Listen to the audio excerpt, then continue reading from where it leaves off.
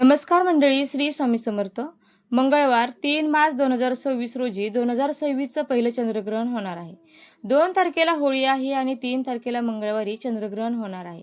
हे ग्रहण किती वाजता सुरू होणार आहे, किती वाजता संपणार आहे, या ग्रहणाचा वेदारंभ म्हणजे ग्रहणाचं सूतक किती वाजल्यापासून सुरू होत आहे, विशेष करून गर्भवती स्त्रियांनी कुठल्या प्रकारचे नियम पाळावे, तसेच घरातील वृद्धांनी कुठल्या प्रकारचे नियम पाळावे, ग्रहणामध्ये आपण काय करावे, काय करू नये, याविषयी कुठल्याही प्रकारची भीती मनात न बाळगता संपूर्ण शुद्ध माहिती आपल्याला या व्हिडिओच्या माध्यमातून मिळणार आहे. त्यामुळे हा व्हिडिओ स्किप न करता आपण शेवटपर्यंत नक्की पहा. मंगळवार 3 मार्च 2026 रोजी दुपारी 3:20 हे ग्रहण सुरू होणार आहे. त्यानंतर 5:04 या ग्रहणाचा मध्यकाळ असणार आहे आणि ग्रहणाची समाप्ती सूर्यास्ताच्या नंतर म्हणजेच 6:48 होणार आहे. भारतामध्ये हे साधारण 4 ते 4.5 तासाचं ग्रहण दिसणार आहे, परंतु संपूर्ण जगामध्ये ही अत्यंत महत्त्वाची खगोलीय घटना आहे आणि जवळजवळ 4.5 तास असा हा ग्रहणाचा एकंदर कालावधी असणार आहे. या ग्रहणाच्या दिवशी वार मंगळवार आहे, म्हणजे मंगळाचा प्रभाव या ग्रहणावरती विशेष करून राहणार आहे. या ग्रहणाचा आरंभ कधी होत आहे तसं तर मी सांगितलं आहे की 3:20 आरंभ होतो, परंतु ग्रहणाच्या पूर्वी 8 तास त्याचा वेधारंभ किंवा त्याचा सूतक सुरू होत आहे. त्यामुळे सूर्योदयापासून हा ग्रहणाचा सूतक आरंभ होत आहे.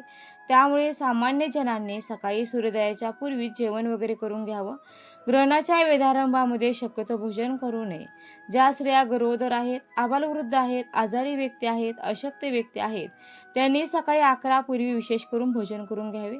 11च्या नंतर शक्यतो खाऊ नये. विशेष करून गर्भवती स्त्री आहेत, त्यांनी सुद्धा 11पर्यंत जेवण करून घ्यायचं आहे.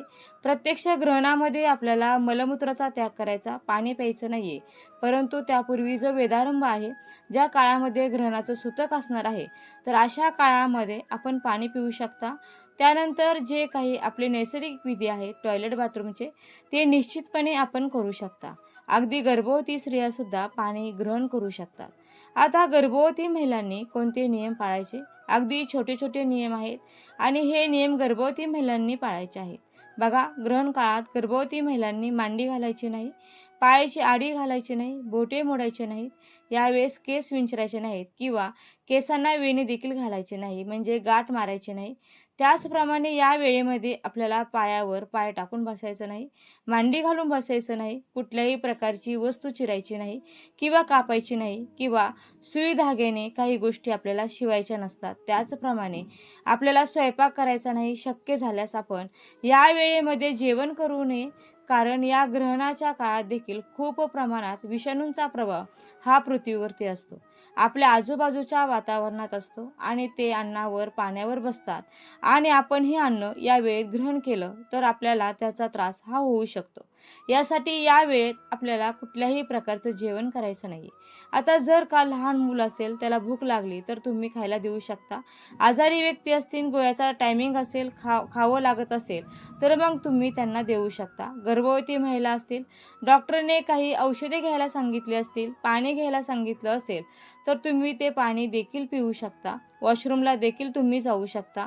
तुम्ही घरात चालू फिरू शकता. त्याचप्रमाणे या काळात तुम्ही मंत्र जप, गुरुमंत्र असेल त्याचा देखील जप तुम्ही करू शकता. बघा, या काळात जास्तीत जास्त तुम्ही तुमच्या पोटावर हात ठेवून एखाद्या स्तोत्राचा मंत्राचा पाठ करू शकता आणि जास्तीत जास्त सेवा उपासना या करू शकता. तुमच्या कुलदेवीचं नामस्मरण तुम्ही करू शकता. आणि म्हणजेच काय, तर या काळात आपल्याला या गोष्टी, धार्मिक गोष्टी, आध्यात्मिक गोष्टी या जास्तीत जास्त करायच्या आहेत. त्याचप्रमाणे बघा, आजारी व्यक्ती असतील, वृद्ध व्यक्ती असतील, त्यांनी देखील जास्तीचे नियम पाळण्याची काही गरज नाही. ज्या गोष्टींनी शरीराला त्रास होत असेल असे नियम तुम्हाला पाळायचे नाहीत, परंतु गर्भवतींनी हे नियम आवश्यक पाळायचे आहेत. त्याचप्रमाणे डोळ्यांनी ग्रहण बघायला बाहेर जाऊ नका. शक्य झाल्यास घरात बसण्याचा प्रयत्न करावा.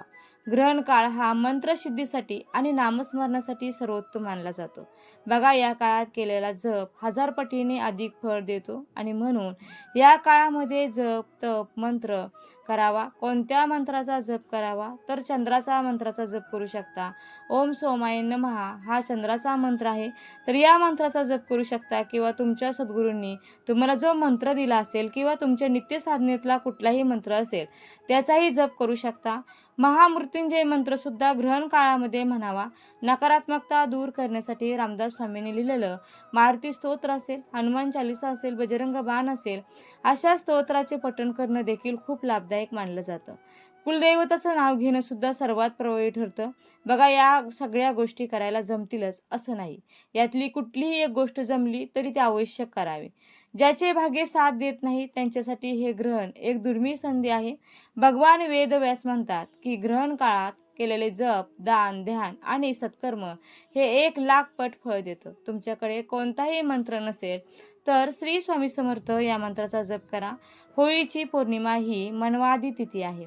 बघा, या दिवशी केलेले तर्पण पितरांना 2000 वर्ष तृप्त करते. त्यामुळे पितरांचे तर्पण आवश्यक करावे. सूतक ग्रहणाच्या 9 तास आधी सूतक लागतं. त्यापूर्वी देवांची पूजा करून घ्या. म्हणजे सूर्योदयापूर्वीच पूजा करून घ्यायची आहे. तसेच सूतकापूर्वी सर्व अन्न आणि पाण्याच्या भांड्यामध्ये कुशा किंवा तुळशीचं पान किंवा दुर्वा टाकावी. ग्रहण सुरू होण्यापूर्वी आणि ग्रहण सुटल्यानंतर वस्त्रासहित स्नान करणे आवश्यक आहे. आता ग्रहण काळात दान करण्याचे नियम. ग्रहण काळात बाहेर जाऊ नये. त्यामुळे ग्रहण चालू असतानाच गायीच्या चाऱ्यासाठी, पक्ष्यांच्या अन्नासाठी किंवा गरिबांच्या वस्त्रासाठी पैसे किंवा अन्न बाजूला काढून स्पर्श करून ठेवावे. ते दान ग्रहण काळातच मानले जाईल. जरी तुम्ही ते नंतर दिले तरीही चालेल. आता ग्रहण काळात काय करू नये? झाडे तोडू नका. ग्रहण दिवशी पाने, लाकूड आणि फुले तोडू नका. पौर्णिमेला तुळस देखील तोडू नये किंवा ग्रहण काळात देखील तुळस तोडू नये. प्रवास करू नका. विहिरीजवळ, पाण्याजवळ जाऊ नका. उघड्या डोळ्यांनी चंद्रग्रहण हे पाहू नका. कपडे धुवू नका किंवा पिळू नका. केस धुवू नका. ग्रहण काळात झोपू नका. मलमूत्र त्याग करू नका. मैथून करू नका आणि भोजन देखील करू नका. ग्रहणासाठी एक वैज्ञानिक तर्क सुद्धा नक्की देता येईल. जसं चंद्राचा कलांचा परिणाम हा समुद्राच्या पाण्यावर होत असतो. चंद्रावर समुद्रात भरती आणि आहुती येते. समुद्रासारख्या एवढ्या मोठ्या विशाल जलाशयावर चंद्राचा परिणाम होत असेल तर माणसाच्या शरीरात तर 70% पाणी आहे. आणि म्हणूनच असं म्हटलं जातं की चंद्राचा परिणाम माणसाच्या शरीरावर, मनावर होतो आणि म्हणून त्यासाठी चंद्रग्रहणाच्या काळात हे नियम पाळायला सांगितले जातात. चंद्रग्रहण ही केवळ एक खगोलीय घटना नसून आध्यात्मिक दृष्टीने हा काळ अत्यंत संवेदनशील मानला जातो. या काळात वातावरणातील सूक्ष्म लहरीचा परिणाम आपल्या अन्नावर आणि आपल्या मनावर होत असतो असंही म्हटलं जातं. ज्योतिषशास्त्राचा विचार केला तर हे चंद्रग्रहण 4 राशीसाठी शुभ ठरू शकतं. मिथुन रास, तुळ रास, वृश्चिक रास आणि मीन रास. त्याचबरोबर ज्या राशींनी चंद्रग्रहणाच्या काळात सावध राहायचे त्या राशी म्हणजे वृषभ रास, सिंह रास, कन्या रास आणि मकर रास. मंडळी, यंदा धुळवडीला चंद्रग्रहण आल्यामुळे ज्या ज्या भागात धुळवडीला रंग खेळले जातात त्यांना 4 तारखेला रंग खेळण्याचा सल्ला दिला आहे. 3 तारखेला ग्रहणाचे नियम ज्यांना पाळायचे आहेत त्यांनी रंग खेळू नये असं देखील म्हटलेलं आहे. तर हा माहितीपूर्ण व्हिडिओ कसा वाटला? व्हिडिओ आवडला असेल तर व्हिडिओला नक्की लाईक करा, शेअर करा आणि चॅनलला सबस्क्राईब करायला मात्र अजिबात विसरू नका. आणि बघा मंडळी, व्हिडिओ शेवटपर्यंत पाहिल्याबद्दल अगदी मनापासून तुमची मी खूप खूप आभारी आहे. धन्यवाद. श्री स्वामी समर्थ. जय जय स्वामी समर्थ. रामकृष्ण हरी. जय जय रामकृष्ण हरी. ओम नमो भगवते वासुदेवाय नमः. ओम नमो भगवते वासुदेवाय नमः.